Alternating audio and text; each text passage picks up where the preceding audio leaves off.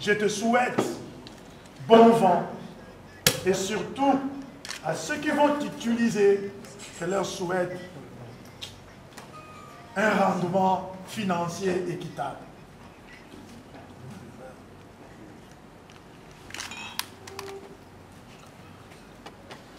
Voilà.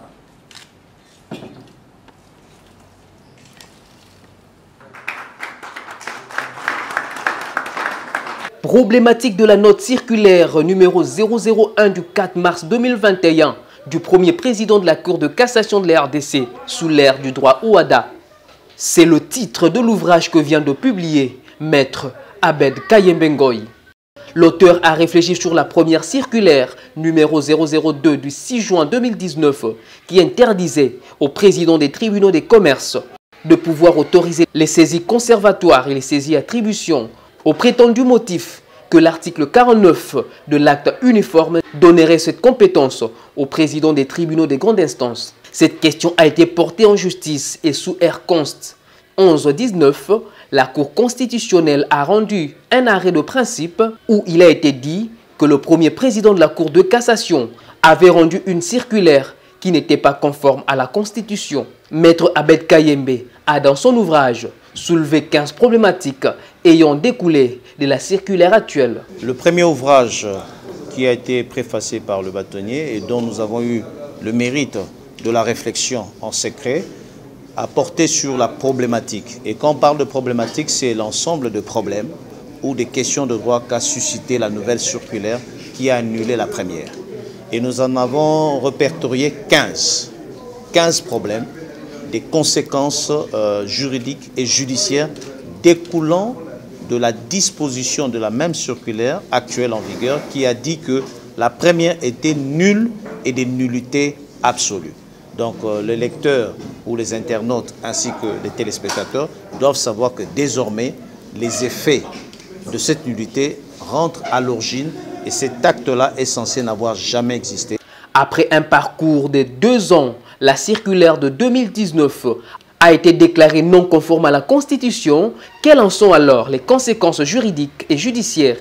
J'aimerais quand même rappeler que bien avant cela, nous avons réfléchi d'abord sur la première circulaire, celle de numéro 02 du 6 juin 2019, qui interdisait aux tribunaux de commerce, ou bien tout au moins aux présidents des tribunaux de commerce, de pouvoir autoriser les saisies conservatoires, les saisies arrêts, qui en réalité, ce qui était visé, c'était les saisies attributions, au prétendu motif que l'article 49 donnerait cette compétence au TGI. Ça, c'était l'argumentaire qu'avait soutenu en son temps le premier président de la Cour de cassation.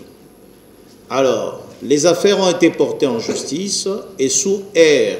Const 11-19, la Cour constitutionnelle a rendu un arrêt de principe où il a dit que le premier président de la Cour de cassation avait rendu une circulaire qui était inconstitutionnelle. Inconstitutionnelle. Alors, à la tête de cette structure, pour ne pas citer son nom, il y aura un successeur qui viendra rencontrer cette situation et qui n'a pas fermé les mains et qui va prendre une nouvelle circulaire en se référant cette fois-ci à l'arrêt de principe de la Cour de cassation. L'ouvrage a été porté sur le fond baptismaux par Maître Jean-Claude Mbaki. Le bâtonnier de l'ordre du barreau de Kinshasa-Gombe revient sur les 2 raisons qui l'ont convaincu à préfacer ce sésame. D'abord, le souci de la production scientifique. Vous savez, les juristes en général et l'avocat en particulier a pour vocation première de communiquer. Et il communique très souvent par les écrits.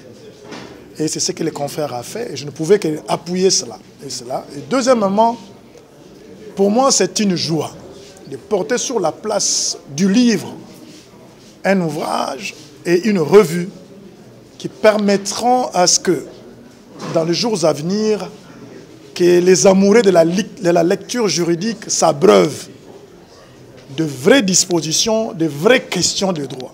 C'est les 2 motivations qui ont fait en sorte que non seulement que je préface, mais que je sois là physiquement. Notez que le même jour, il a été aussi publié la revue juridique et judiciaire du même auteur.